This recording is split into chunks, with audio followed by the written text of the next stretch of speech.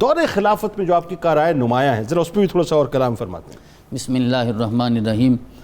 جنید بھائی ماشاءاللہ بہت اچھے انداز سے احباب نے گفتگو فرمائی ہے، اور اب مزید کسی تمہیدی جملے کی تو گنجائش بھی باقی نہیں رہ گئی۔ میں صرف یہ عرض کرنا چاہوں گا کہ آپ کے کارناموں میں سب سے بڑا جو کارنامہ ہے وہ جمع قرآن کا ہے۔ آپ نے قرآن کو جمع فرمایا، اور سب سے بڑی بات یہ ہے کہ امت کو ایک قرات پہ جمع فرمایا ہے۔ اور جمع قرآن کا آغاز جو ہے یہ دور رسالت سے ہوا ہے، ہمیں اس بات کو بھی سمجھنا ہے۔ دور رسالت سے آغاز ہوا، میرے آقا صلی اللہ علیہ وسلم نے سارا قرآن لکھوایا ہے، اور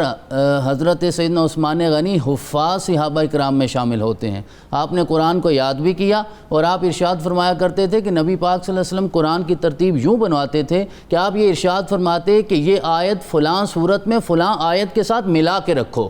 حضرت عثمان غنی نے ابتدا سے اس تربیت کو حاصل کیا، اور پھر میرے آقا صلی اللہ علیہ وسلم ساتھ تفسیر بھی، معنی مفاہیم بھی سکھایا کرتے تھے۔ پھر دور صدیقی میں دوسرا دور جب آتا ہے تو جنگ یمامہ میں وہ سارا واقعہ ہے، اور جب حضرت سیدنا ابو بکر صدیق نے قرآن کو جمع فرمایا تو آپ نے 7 قراتوں پہ جمع فرمایا۔ اس وقت ابھی ایک قرات پہ جمع نہیں فرمایا گیا تھا، اور آپ نے سارے قرآن کو جمع تو کر لیا، لیکن ہر صورت علیحدہ علیحدہ صحیفے میں جمع تھی، ایک جگہ پہ جمع نہیں تھا۔ پھر وہ تیسرا دور آیا جس کی بنیاد سے آپ کو جامع القرآن بھی کہا جاتا ہے، اور اللہ نے آپ کو یہ اعزاز عطا فرمایا، اور آپ اس کا خود اظہار فرماتے تھے کہ اللہ نے یہ عزت مجھے عطا فرمائی ہے کہ میں نے قرآن کو جمع کیا ہے۔ یعنی اس کا مطلب اگر میں ایک طالب علم کی حیثیت سے سمجھنا چاہوں کہ ایسٹ ویسٹ ساؤتھ نارتھ،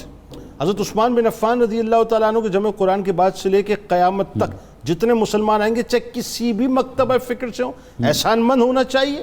یہ قرات پہ جمع کیا تو سیدنا عثمان بن عفان رضی اللہ تعالیٰ عنہ ایسا ہی بالکل ایسا جناب جس طرح نوری صاحب قبلہ نے فرمایا پانی کے ایک گھونٹ سے لے کے قرآن کے ایک قرات تک ساری امت کو احسان مند ہونا چاہیے حضرت سیدنا عثمان غنی حضرت ذو النورین کا۔ اور جب حضرت حذیفہ بن یمان یہ آرمینیا میں تھے، آپ تشریف لائے، جو آپ نے ابتدا میں کہا نا کابل سے مراکش تک سب کچھ حضرت سیدنا عثمان غنی کی بدولت ہے، تو آرمینیا اور آذربائیجان میں تھے، اور وہاں کیونکہ جب اسلام عرب سے نکل کے عجم تک پہنچا تو لوگوں نے قرات کا مسئلہ ایسا اختلافی بنا لیا تھا، اس وقت یہ حالات ایسے پیدا ہو گئے تھے کہ تکفیر کا سلسلہ شروع ہو گیا قرات کے اختلاف کی وجہ سے۔ آپ حاضر ہوئے مدینہ میں، اور حضرت امیر المومنین کی بارگاہ میں عرض کیا کہ جو شام میں رہنے والے لوگ ہیں وہ حضرت ابی بن کعب کی قرات کے مطابق تلاوت کرتے ہیں، اور عراق اور کوفہ والے عبداللہ بن مسعود کی قرات کے مطابق کرتے ہیں، آپ مہربانی فرمائیے تو امت کو ایک قرات پہ جمع فرما دیجئے۔ آپ نے حضرت زید بن ثابت کے ذریعے